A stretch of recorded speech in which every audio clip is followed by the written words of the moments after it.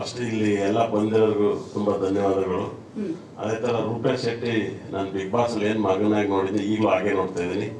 ಈ ಸಿನಿಮಾನ ಎಲ್ಲರೂ ಕೂಡ ಗೆಲ್ಲಿಸಿ ನಾನು ತುಂಬ ಖುಷಿ ಪಡ್ತೀನಿ. ನನ್ನಷ್ಟು ಖುಷಿ ಪಡೋನು ಯಾರಿಲ್ಲನಪ್ಪ. ಅದೇನೋ ಈಗಲೂ ನಾನು ತುಂಬ ಒಂದು ಮಗನಾಗಿ ನೋಡ್ತೀನಿ, ಒಂದು ಲವರ್ ಆಗಿ ನೋಡ್ತೀನಿ. ಅದರಲ್ಲಿ ಆ ಥರ ಎರಡು ಕನೆಕ್ಷನ್ ಕನೆಕ್ಟ್ ಆಗಿತ್ತು ನನಗೆ. ಅದೇನೋ ಗೊತ್ತಿಲ್ಲ, ಎರಡು ಹೃದಯ ಇದೆ ನನಗೆ.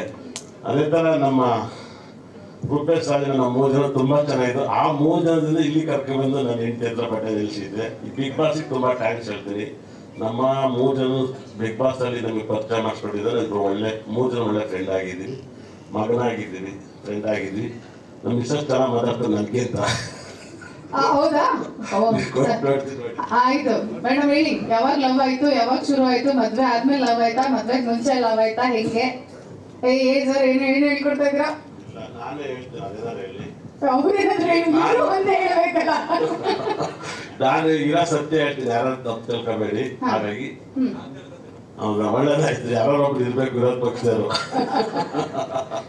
ನಾನು ನನ್ನ ಹೆಂಡತಿನ ತುಂಬ ಇಷ್ಟಪಡ್ತೀನಿ. ಅಂದರೆ ಸರಸ್ವತಿಯಾಗಿ ನೋಡ್ತೀನಿ, ಲಕ್ಷ್ಮಿಯಾಗಿ ನೋಡ್ತೀನಿ, ದುರ್ಗಿಯಾಗಿ ನೋಡ್ತೀನಿ.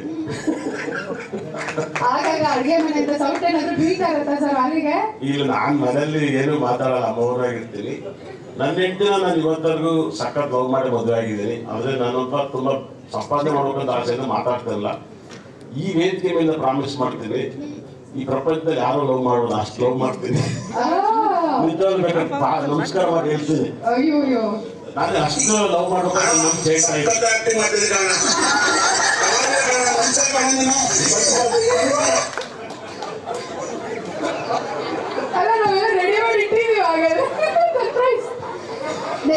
ನೆಕ್ಸ್ಟ್ ನೀವು ಆಕ್ಷನ್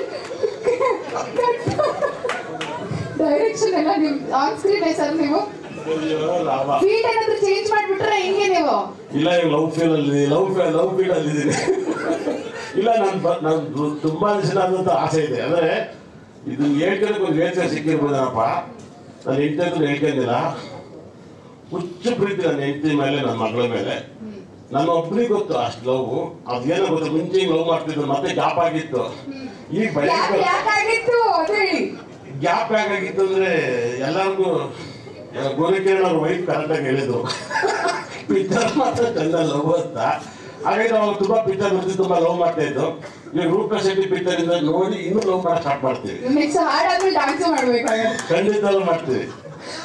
ಸಖತ್ ಸೂಪರ್ ಆಕ್ಟಿವ್ ಮಾಡ್ತೀವಿ, ಕಲಾವಿದ ಕಾಲ. ನೀವ್ ಹೇಳಿ, ಅವ್ರು ಹೇಳಿದ್ರು. ಆದ್ರೆ ನಿಮಗೆ ಏನ್ ಅನ್ಸುತ್ತೆ? ಯಾಕಂದ್ರೆ ನಾವು ಅವರನ್ನ ತೆರೆ ಮೇಲೆ ನೋಡೋದಕ್ಕೂ ಅಥವಾ ಅದೊಂದು ಕಾರ್ಯಕ್ರಮದಲ್ಲಿ ನೋಡೋದಕ್ಕೂ, ಮನೆಯಲ್ಲಿ ನೀವು ನೋಡೋದಕ್ಕೂ ಹಸ್ಬೆಂಡ್ ಆಗಿ, ಸೊ ನಿಮ್ಗೆ ಏನ್ ಅನ್ಸುತ್ತೆ? ಇಲ್ಲ, ಲವ್ ಮಾಡುವಾಗ ಯಾವ ತರ ಇರುತ್ತೆ ಅಂತಂದ್ರೆ, ಆಗ ಬರೀ ಲವ್ ಮಾತ್ರ ಇರುತ್ತೆ, ಬೇರೆ ಏನು ಇರಲ್ಲ. ಫ್ಯಾಮಿಲಿ ಇರಲ್ಲ, ಏನು ಇರಲ್ಲ. ಅವಾಗ ನಾವು ಅವ್ರಿಗಾಗ್ಲಿ, ಅವ್ರು ನಮಗಾಗ್ಲಿ ಟೈಮ್ ಕೊಡೋಕ್ಕಿರುತ್ತೆ. ಮದ್ವೆ ಆದ್ಮೇಲೆ ಅದು ಆಗಲ್ಲ, ಫ್ಯಾಮಿಲಿ ಆಗ್ಬಿಡುತ್ತೆ. ಈಗ ಅಪ್ಪ ಅಮ್ಮ ಇರ್ತಾರೆ, ಅತ್ತೆ ಮಾವ ಇರ್ತಾರೆ, ಮಕ್ಳು ಇರ್ತಾರೆ. ಹಂಗಾಗಿ ಎಷ್ಟು ಟೈಮ್ ಕೊಡೋಕ್ಕೂ ಸಾಕಾಗಲ್ಲ. ಅವಾಗ ಏನಾಗುತ್ತೆ, ಗ್ಯಾಪ್ ಆಗುತ್ತೆ. ಒಬ್ರ ಮೇಲೆ ಒಬ್ರಿಗೆ ಕೋಪ ಅವಾಗ ಬರೋದು.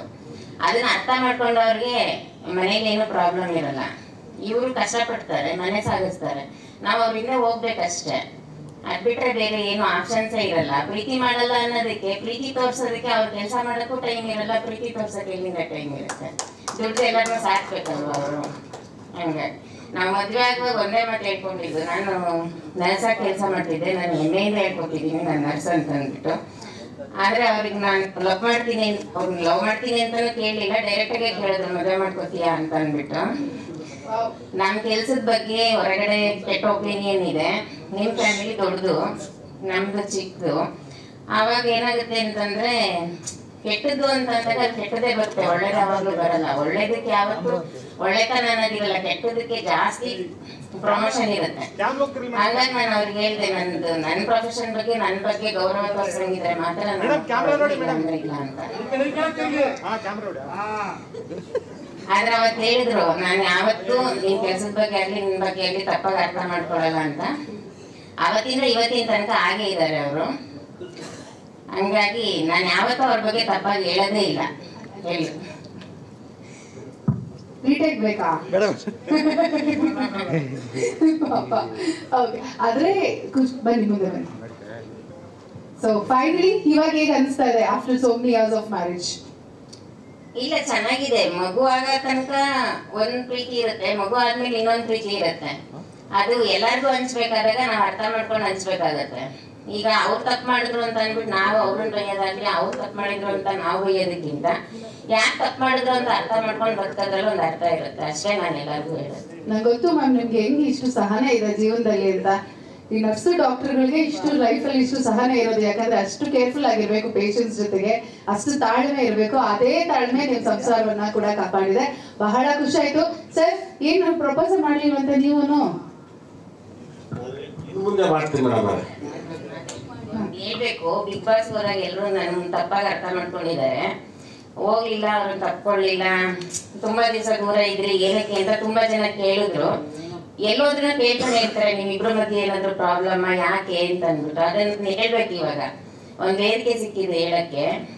ನಮ್ದು ಹಿಂದೂ ಸಂಸ್ಕೃತಿನಲ್ಲಿ ಮಿಲಿಟರಿಗೆ ಹೋಗಿರ್ತಾರೆ 1 ವರ್ಷ 2 ವರ್ಷ, ಕೆಲವರು 5 ವರ್ಷ ಬಿಟ್ಟು ಬರ್ತಾರೆ. ಎಲ್ಲಿ ಏರ್ಪೋರ್ಟ್ ಅಲ್ಲಿ ಬರ್ಲಿ, ಟ್ರೈನಲ್ಲಿ ಬರ್ಲಿ, ಎಲ್ಲಿ ಬಂದ್ರು ಯಾರು ಹೋಗಿ ತಪ್ಕೊಳ್ಳಲ್ಲ. ಯಾಕೆಂದ್ರೆ ಅದು ನಮ್ಮ ಹಿಂದೂ ಸಂಸ್ಕೃತಿ. ಅಷ್ಟು ವರ್ಷ ಬಿಟ್ಟವ್ರೆ, ಅವ್ರು ಯಾರು ತಪ್ಕೊಳ್ಳಲ್ಲ, ಮುಟ್ಕೊಡಲ್ಲ, ಮುದ್ದಾಡಲ್ಲ ಅಂತ ಅಂದ್ಮೇಲೆ ನಾವು ಬಿಟ್ಟಿರೋದೇ 1 ತಿಂಗಳಾದ್ಮೇಲೆ ಒಳಗೆ ಹೋಗಿದ್ದೀವಿ. ನಾವ್ ಹೆಂಗೆ ನಮ್ಮ ಸಂಸ್ಕೃತಿ ಮೀರಕ್ಕಾಗತ್ತೆ? ಹಂಗಾಗಿ ಅದು ಇದಾಯ್ತು. ಯಾರು ತಪ್ಪಾಗಿ ಅರ್ಥ ಮಾಡ್ಕೋಬೇಡಿ. ನಮ್ಮಿಬ್ಬರ ಮಧ್ಯೆ ಯಾವ್ದು ಮಿಸ್ಅಂಡರ್ಸ್ಟ್ಯಾಂಡಿಂಗ್ ಇಲ್ಲ. ಅವ್ರು ಯಾವತ್ತೇ ತಪ್ಪು ಮಾಡ್ಲಿ, ನಾನು ಯಾವತ್ತೂ ಅವ್ರನ್ನ ಮಿಸ್ಅಂಡರ್ಸ್ಟ್ಯಾಂಡಿಂಗ್ ಮಾಡ್ಕೊಳಲ್ಲ. ಅವ್ರು ತಪ್ಪು ಮಾಡಿದ್ರು ನಾನು ಮಾಡ್ಕೊಳಲ್ಲ. ಯಾಕೆಂದ್ರೆ ನಾವು ಪ್ರೀತಿ ಮದುವೆ ಆಗಿರೋದ್ರಿಂದ ಆ ಪ್ರೀತಿನ ನಾವು ಕೊನೆ ತನಕ ಕಾಪಾಡಬೇಕಾಗತ್ತೆ. ನಮ್ಗೆ ಮಗು ಇರುತ್ತೆ, ಮಗು ಮುಂದೆ ನಾವು ಅವ್ರನ್ನ ದ್ವೇಷ ಮಾಡಕ್ಕಾಗಲ್ಲ, ಮಾತಾಡಕ್ಕಾಗಲ್ಲ. ಮಗು ಆದ್ಮೇಲೆ ನಾವ್ ಯಾವತ್ತೂ ಬೇರೆ ಆಗಕ್ಕೂ ಆಗಲ್ಲ. ಯಾಕೆಂದ್ರೆ ಮಕ್ಳಿಗೋಸ್ಕರನೇ ನಾವು ಬದುಕ್ಬೇಕು ಮಗು ಆದ್ಮೇಲೆ. ಅದನ್ನ ನಾನು ಹೇಳಕ್ ಇಷ್ಟಪಡ್ತೀನಿ.